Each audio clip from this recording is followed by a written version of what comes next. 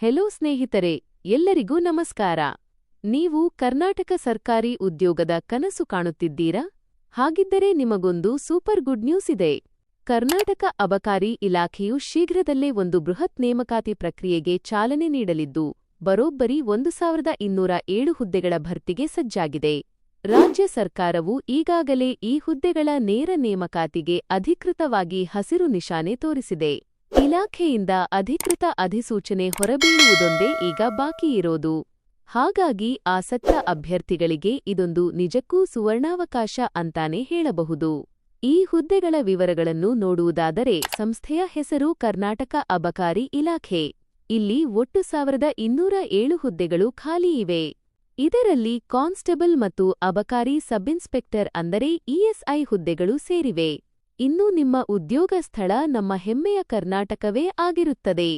ಇದಕ್ಕೆ ಬೇಕಾಗುವ ವಿದ್ಯಾಭ್ಯಾಸದ ಬಗ್ಗೆ ಹೇಳಬೇಕೆಂದರೆ ನೀವು ಯಾವುದೇ ಮಾನ್ಯತೆ ಪಡೆದ ಮಂಡಳಿ ಅಥವಾ ವಿಶ್ವವಿದ್ಯಾಲಯದಿಂದ 10ನೇ ತರಗತಿ, 12ನೇ ತರಗತಿ ಅಥವಾ ಪದವಿಯನ್ನು ಪೂರ್ಣಗೊಳಿಸಿರಬೇಕು. ವಯೋಮಿತಿಯ ವಿಷಯಕ್ಕೆ ಬಂದರೆ ಅರ್ಜಿ ಸಲ್ಲಿಸಲು ಕನಿಷ್ಠ 18 ವರ್ಷ ಆಗಿರಬೇಕು ಮತ್ತು ಗರಿಷ್ಠ 38 ವರ್ಷಗಳ ಒಳಗೆ ವಯೋಮಿತಿಯನ್ನು ಹೊಂದಿರಬೇಕು. ಇದರೊಂದಿಗೆ ನಿಯಮಗಳ ಪ್ರಕಾರ ವಯೋಮಿತಿ ಸಡಿಲಿಕೆ ಕೂಡ ಇರಲಿದೆ. 2A, 2B, 3A ಮತ್ತು 3B ಅಭ್ಯರ್ಥಿಗಳಿಗೆ 3 ವರ್ಷಗಳ ಸಡಿಲಿಕೆ ಇರುತ್ತದೆ. ಇನ್ನು ಎಸ್ಸಿ ಮತ್ತು ಎಸ್ಟಿ ಅಭ್ಯರ್ಥಿಗಳಿಗೆ 5 ವರ್ಷ ಹಾಗೂ ಮಾಜಿ ಸೈನಿಕ ಮತ್ತು ಪಿಡಬ್ಲ್ಯೂಡಿ ಅಭ್ಯರ್ಥಿಗಳಿಗೆ 10 ವರ್ಷಗಳ ವಯೋಮಿತಿ ಸಡಿಲಿಕೆ ಸಿಗಲಿದೆ.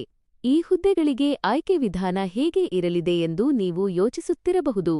ಮೊದಲಿಗೆ ಸ್ಪರ್ಧಾತ್ಮಕ ಪರೀಕ್ಷೆ ಇರುತ್ತದೆ. ಅದಾದ ನಂತರ ದೈಹಿಕ ಪರೀಕ್ಷೆ ನಡೆಯುತ್ತದೆ. ನಂತರ ವೈದ್ಯಕೀಯ ತಪಾಸಣೆ ಇರಲಿದ್ದು, ಕೊನೆಯದಾಗಿ ನಿಮ್ಮ ದಾಖಲೆಗಳ ಪರಿಶೀಲನೆ ಮಾಡುವ ಮೂಲಕ ಅಭ್ಯರ್ಥಿಗಳನ್ನು ಆಯ್ಕೆ ಮಾಡಲಾಗುತ್ತದೆ.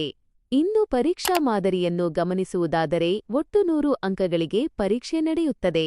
ಇದರಲ್ಲಿ ಸಾಮಾನ್ಯ ಜ್ಞಾನ, ಪ್ರಚಲಿತ ವಿದ್ಯಮಾನಗಳು, ಇತಿಹಾಸ ಮತ್ತು ಸಂವಿಧಾನ ಹಾಗೂ ವಿಜ್ಞಾನ ವಿಷಯಗಳಿಗೆ ಸಂಬಂಧಿಸಿದ ಪ್ರಶ್ನೆಗಳನ್ನು ಕೇಳಲಾಗುತ್ತದೆ.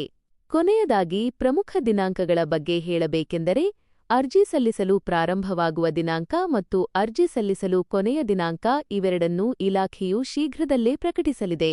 ಅಧಿಸೂಚನೆ ಹೊರಬಿದ್ದ ತಕ್ಷಣ ನಾನು ನಿಮಗೆ ಮತ್ತೊಂದು ವಿಡಿಯೋ ಮೂಲಕ ಅಪ್ಡೇಟ್ ನೀಡುತ್ತೇನೆ. ಅಲ್ಲಿಯವರೆಗೂ ನಿಮ್ಮ ತಯಾರಿಯನ್ನು ಇಂದಿನಿಂದಲೇ ಆರಂಭಿಸಿ. ಈ ಮಾಹಿತಿ ನಿಮಗೆ ಇಷ್ಟವಾಗಿದ್ದರೆ ವಿಡಿಯೋ ಲೈಕ್ ಮಾಡಿ, ನಿಮ್ಮ ಸ್ನೇಹಿತರೊಂದಿಗೆ ಶೇರ್ ಮಾಡಿ ಮತ್ತು ನಮ್ಮ ಚಾನೆಲ್ ಸಬ್ಸ್ಕ್ರೈಬ್ ಮಾಡುವುದನ್ನು ಮರೆಯಬೇಡಿ. ಧನ್ಯವಾದಗಳು.